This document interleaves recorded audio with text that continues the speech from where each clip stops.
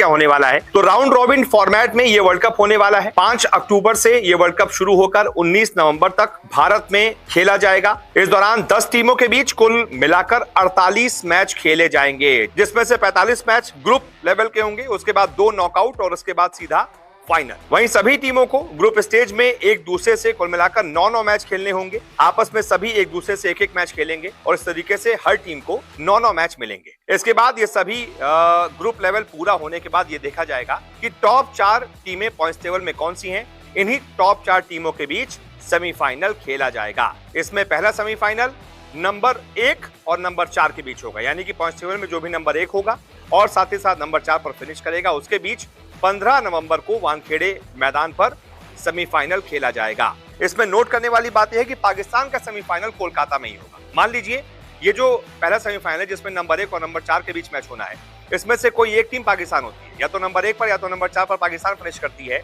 तो फिर उसका जो मैच है ना वो कोलकाता में ही होगा।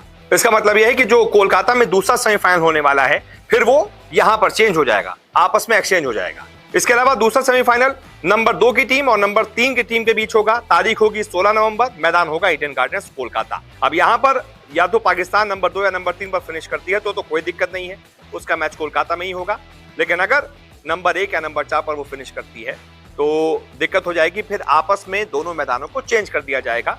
दोनों जो मैच हैं वो आपस में चेंज कर दिए जाएंगे। एक और बड़ी बात यह कि इस वर्ल्ड कप में सिर्फ 3 मैचों में रिजर्व डे रखा गया है, यानी कि अगर बारिश से कोई भी मैच धुलता है तो ऐसे में तो दोनों टीमों के बीच एक पॉइंट बांट दिया जाएगा। लेकिन अगर नॉकआउट मुकाबला जैसे कि सेमीफाइनल 1, सेमीफाइनल 2 और फाइनल, ये अगर बारिश से धुलते हैं तो इन तीनों मैचों के लिए अगले दिन रिजर्व डे रखा गया है। इसके अलावा वर्ल्ड कप 2023 की आपको 10 टीमों से रूबरू भी करवा देते हैं। Afghanistan, Australia, Bangladesh, England, India, Netherlands, New Zealand, Pakistan, south Africa और श्रीलंका, ये वो तमाम टीमें हैं जो इस बार आपस में कंपीट करती हुई नजर आएंगी। इसके अलावा जो 3 नए नियम इस वर्ल्ड कप में जोड़े गए हैं या पिछले वर्ल्ड कप से हटाए गए हैं, उसके बारे में भी आपको जानकारी दे देते हैं।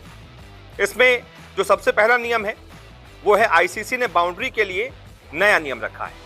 भारत में दरअसल कुछ स्टेडियम ऐसे हैं जहां चौके छक्कों की बारिश होती है, जिसकी एक वजह छोटी बाउंड्री भी होती है। लेकिन इस बार इतिहास में पहली बार आईसीसी ने भारत के कुछ वेन्यू के लिए बाउंड्री का नियम तैयार किया है, जिसमें बताया गया है कि बाउंड्री 70 मीटर से कम नहीं होनी चाहिए बल्कि ज्यादा की जा सकती है। यानी एक नया नियम यह होगा कि इस बार किसी भी मैदान पर 70 मीटर से कम की बाउंड्री आपको देखने को नहीं मिलेगी। दूसरा नियम ये कि नहीं होगा सॉफ्ट सिग्नल नियम।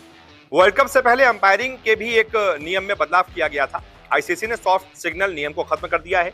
सॉफ्ट सिग्नल नियम में अगर अंपायर किसी विकेट के लिए थर्ड अंपायर की मदद लेना चाहता है तो उससे पहले दूसरे अंपायर से बातचीत करने के बाद अपना फैसला थर्ड अंपायर को बताना पड़ता था। ऐसे में अगर थर्ड अंपायर भी उस विकेट को अच्छी तरह से परखने में नाकामयाब होता है तो ग्राउंड में बताए गए अंपायर के फैसले को ही आखिरी फैसला माना जाता था। ये काफी विवाद से भरा भी रहा, जिसके चलते जून में इस नियम को खत्म कर दिया गया। अब फंसे हुए विकेट का फाइनल फैसला थर्ड अंपायर द्वारा ही फुटेज के आधार पर लिया जाएगा। इसके अलावा तीसरा नियम यह कि बाउंड्री काउंट नियम को खत्म कर दिया गया है। यह वही नियम है जो 2019 वर्ल्ड कप फाइनल के बाद चर्चा में आया था।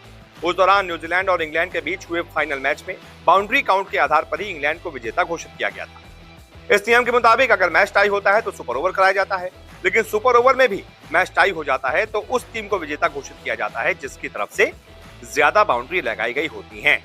उस मैच में इंग्लैंड ने ज्यादा बाउंड्री लगाई थी, इसलिए उसको विजेता घोषित कर दिया गया। लेकिन अब वर्ल्ड कप में यह नियम नहीं है। अब अगर सुपर ओवर टाई होता है तो लगातार सुपर ओवर कराया जाता रहेगा, तब तक कराया जाता रहेगा जब तक नतीजा नहीं आ जाता, कोई एक टीम विनर नहीं बन जाती।